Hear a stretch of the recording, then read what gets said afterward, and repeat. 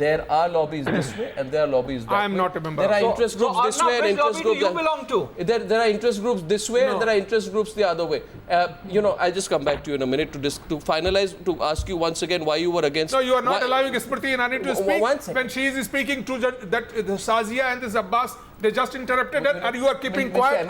I don't think this is being very fair. You are not conducting the debate in a fair manner. Mr. MN Singh, I think the BJP is fully capable of defending itself without... I am not defending her, but I am watching. You don't want to... I am watching. But Mr. MN Singh, you don't want to appropriate all the time, do you? I am not. You want to listen to the other side. I have been very quiet on your debate. So please let some others also come in, please. Farhan Akhtar wanted to come back to the debate. Smriti, I'm going to come back to you.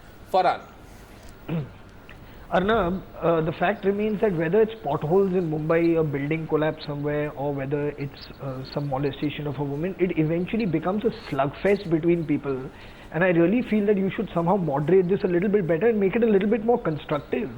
The fact is, for the last half an hour, we've only been talking about the past. We've been talking about what somebody said how many ever years ago and what they did. It makes no difference right now going forward.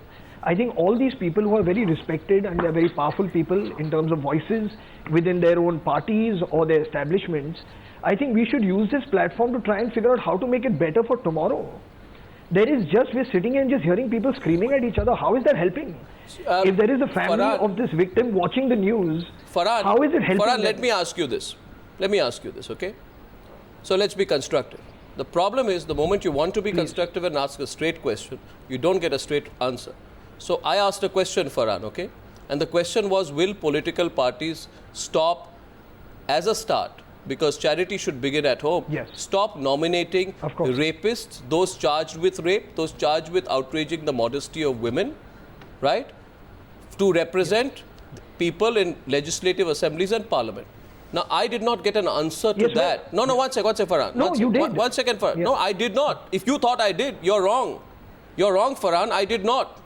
I had 3 or 4 political parties, right? And let me tell you, Farhan, I had 3 or 4 political parties immediately say that question is not relevant to our times. The moment, Farhan, and let me tell you this from my experience, the moment you ask about policing, you will have people say, oh, you are being so unfair. People like MN Singh will say you're being so unfair. The moment you ask... I'm sorry, one Mr. second, Arnab Goswami, give us an opportunity to reply and you get the answer. Mr. Rahul Narvekar. When you know you're getting a befitting answer, you don't give us an opportunity to answer. Mr. Narvekar, it's not the first time... Let me give you the answer right now. No, have I asked you yet? Let me give you the answer right now. Mr. Narvekar, can I please, because unless you want to just... See, I'll tell you one thing. From my personal experience, and I share this with viewers live on Newshour tonight, you ask the same tough question to political parties, and I know where this goes. The political parties, the system, the establishment will gang up against you and say, oh, you know, these are irrelevant questions.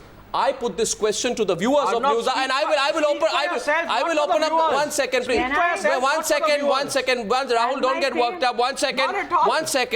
Calm down. I'm too used to this. Calm down. I've come too often on your show to get worked up. I now want to tell you one thing, right? And I'm putting this question, I'll put them straight to you right here on your face today.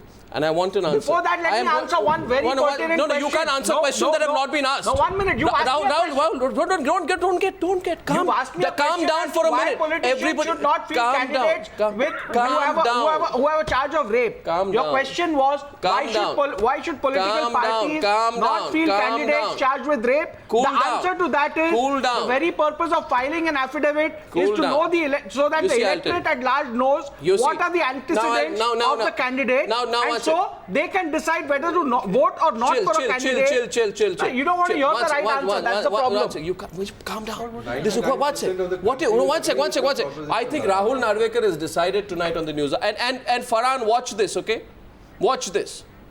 Because you say, moderate this better, right? I'm asking the question. Watch the answers. Should I stop asking the questions because they're inconvenient? No. But Mr. Rahul Narvekar, you have no right to answer a question which has not been asked. Unless you want to be in the privileged position where you will answer questions of your own liking. And I will tell you this today, right here. I open up the phone lines. I want you to hear the voices of the people of this country tonight. Okay? And then 1 second, please. The Shiv Sena's outrageous comment in June 2005 is entrenched in my memory, where the Shiv Sena said women have a responsibility to dress correctly and declared that low-waist jeans and mini skirts are responsible for a breakdown of Indian culture. 1 minute. Day by day, this is the quote, in the name of fashion, the skimpy nature of girls' clothes is a sign where society is headed. 1 minute. This was your party newspaper. I will continue to quote. There seems to be a competition. Allow me to complete. You will not censor me. Allow me to complete, please. I have held myself for far too long. And I will ask tonight on the news hour, before all of you lecture, ask yourself deep within how fair you have been to the people of this country and the women of this country. And Prasun Joshi, this is the comment, and I want you to come in on this as well. A quote which says, there seems to be a competition among youngsters to show their undergarments in the name of below-waist fashion. If a man is incited by such clothes, who can one blame? Who can one blame? This is the point of view of the Shiv Sena.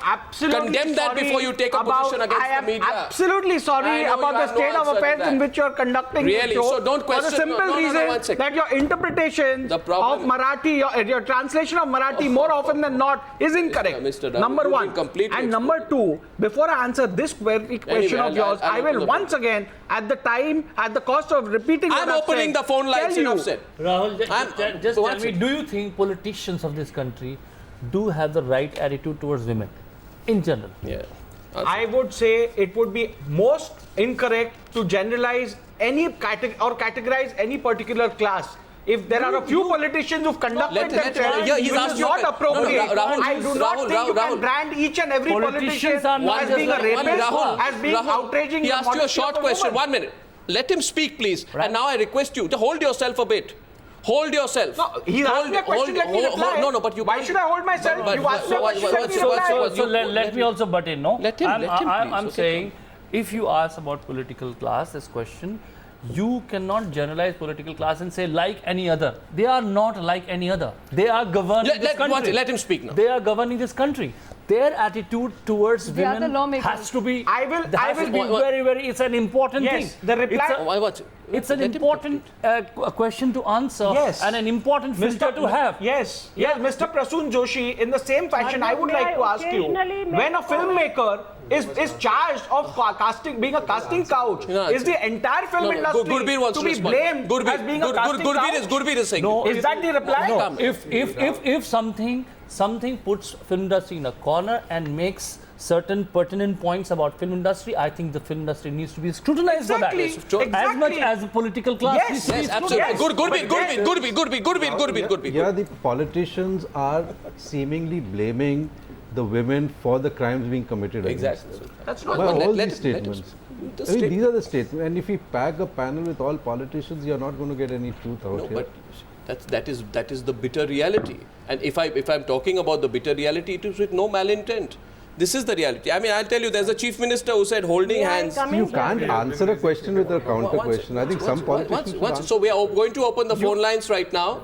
We're going to open the phone lines, and I'm going to go across to Brinda Grover. She's been raised. So Farhan, we are asked the questions, but the moral of the story is when you ask the straight questions, you are going to get not replies that will guide us any better.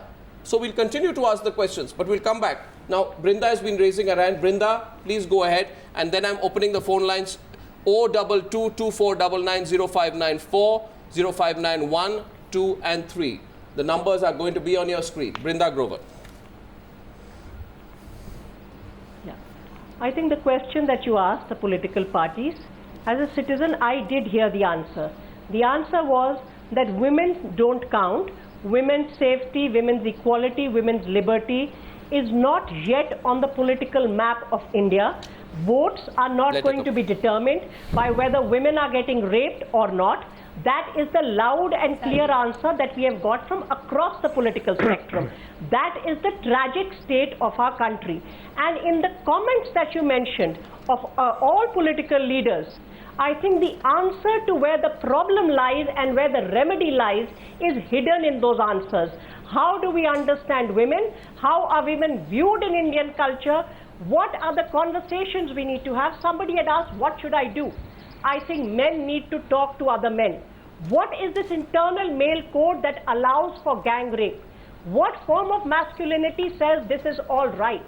That is the conversation we need to have. There are no shortcuts. Many systemic flaws are there which need to be dealt with, including a very, very deep-rooted misogyny that needs to be rooted out through conversations on patriarchy, on inequality, as well as on sex education.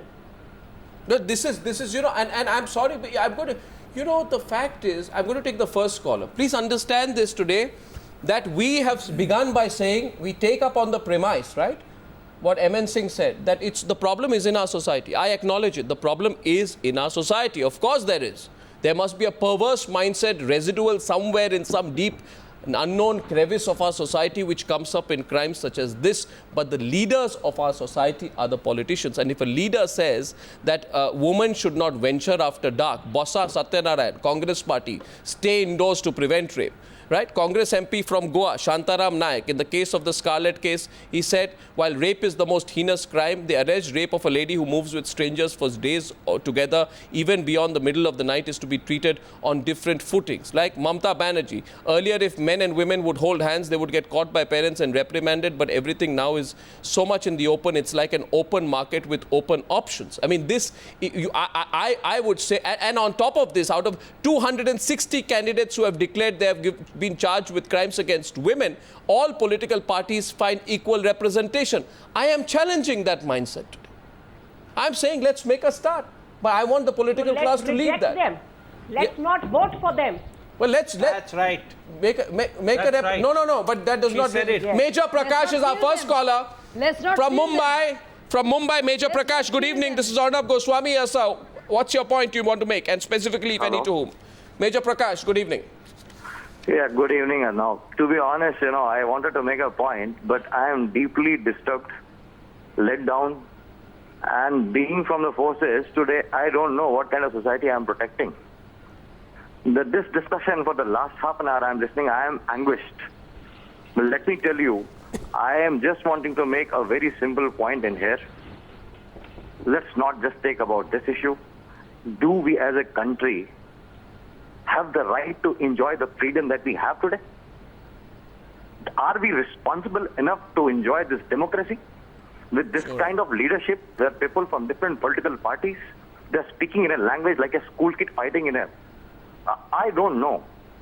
I have a wife, I have got a sister, and I know what to do. If something happens to them, I am going to slit that guy out. But is this a country, as a society, are we heading in the right direction? I am leaving it with a thought. I don't think so. That after seeing this discussion, I need to ask the question. There is both anger and concern in your thought. We are proud of the forces. Thank you, Major Prakash, for calling. I take one more caller, and this is Sangeeta from Mumbai. Thank you for calling in. I'll try and take as many calls as possible. And I also thank everyone on our panel for listening in, because as someone said here, we need to start a dialogue. This is that dialogue. We start that dialogue. Sangeeta joining into our dialogue today. Good evening, Sangeeta. What would you like to say? Hi, Arnab. I'm a single woman, and I stay at JVPD, Mumbai, which is on the 10th Road, very close to where Amitabh Bachchan stays. Now, this is a upscale market residential area. Right.